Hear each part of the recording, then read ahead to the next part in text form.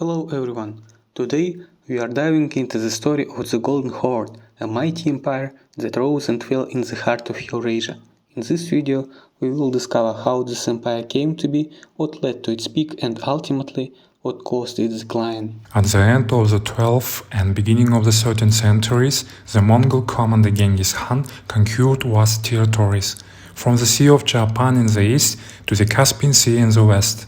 His sons continued his conquests, and soon the Mongol Empire became the largest continental state in all human history. Thus, Joshi's successor Batu undertook aggressive campaigns in western Dasht, in Kipchak, in the lands of the Volga Bulgars, and in the Russian principalities in Poland, Hungary, the Czech Republic and beyond. As a result, in 1236 to 1242, the lands up to the lower reaches of the Danube, including Crimea, came under his rule. Throughout this vast territory from the upper reach of the Ob and Irtysh to the lower reaches of the Volga and Amudarya, Batu Khan founded the state of the Golden Horde with its capital in Sarai-Batu, later in Sarai-Birke, during the reign of Batu's brother Birke Khan. Batu Khan, the founder of the Golden Horde, held the esteemed title of the eldest of all princes. Following Batu's passing, his brother Birke Khan ascended to the throne. Birke was the first among the Khans to embrace Islam. Under his rule, urban development flourished, marked by the establishment of the new capital Sarai-Birke. Also, under Khan Birke, the Golden Horde finally separated from the Mongol Empire, ceasing to pay annual tribute to Karakorum and became an independent state. In the first half of 14th century, during the reign of Uzbek Khan and his son Janibek, Golden Horde reached its great prosperity and political power. There were several reasons for vassals at the base. During his reign, 9 Russian princes were killed in the horde summoned to the Khan on the carpet. Khan was the sole ruler of the horde, but a developed state apparatus worked to govern the country. Secondly is the reforms of Uzbek Khan. The reforms of Uzbek Khan made it possible to simplify the administration of the country and its collection of taxes. Previously, the administrative division was unstable, but Uzbek established a clear system. He divided the horde into the 4 uluses, and each of them into 70 smaller regions, tumens, and the head of the uluses were official Uzbeks. Subordinates to them were temniks, minbashi, yozbashi, and so on. Thirdly, he made Islam an official religion in the 1312th, which led to political stability and legitimacy. After Janibek, his son Berdebek, power-hungry and extremely cruel, established himself on the throne. He engaged in the destruction of rivals for the throne.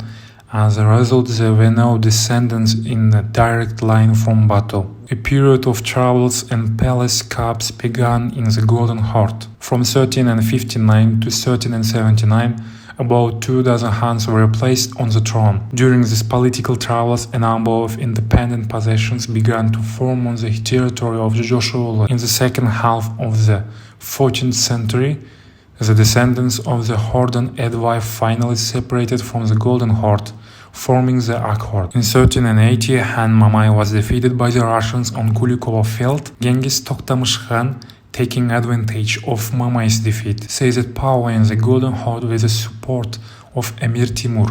Trying to strengthen his power with military victories, he burned Moscow in 1382 and restored the payment of tribute by the Russian princes. Emir Timur considered the unification of the Golden Horde and the OKULYK under the rule of Tokhtamış as a threat to his state. As a result of 3 campaigns in 1389, 1391 and 1395, Timur defeated the Golden Horde. All the cities of the Golden Horde were destroyed. Trade and crafts fell into disrepair. Many valuable and rare manuscripts were burned in the fires, including the richest library of Khan Birke. It was after these predatory campaigns of Timur that the Golden Horde could no longer recover and its decline began. In the 50s, 70s of the 15th century, the Golden Horde finally disintegrated and several new Turkic states were formed on its ruin, such as the Crimean, Kazan, Astrakhan, Siberian Khanates. All of them were later incorporated into the Russian state. In conclusion, the history of the Golden Horde stands as a testament to the rise and the fall of empires, marked by conquest, cultural exchanges, and internal strife. From its inception as a formidable successor state of the Mongol Empire, the Golden Horde expanded